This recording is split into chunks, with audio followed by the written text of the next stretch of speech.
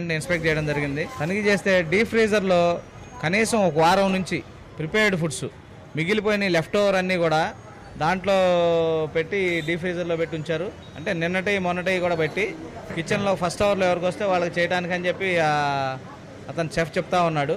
వాళ్ళకి sanitary hygiene conditions కూడా up to the mark లేదు.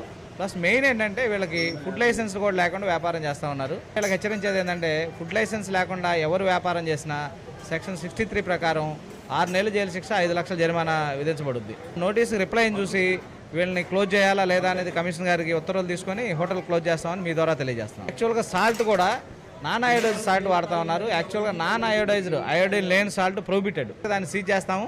ఇమీడియట్ దాని మీద కూడా కేసులు పెట్టబోతున్నాం. ఆయిల్ ఏంటంటే నెంబర్ ఆఫ్ టైమ్స్ మీరు చూశారు కదా, అది వాడిందే వాడుతూ ఉన్నారు. దానికి కూడా నోటీస్ ఇవ్వబోతాము. అవి కూడా శాంపిల్స్ కలెక్ట్ చేస్తాం. మొదలు పెట్టాము.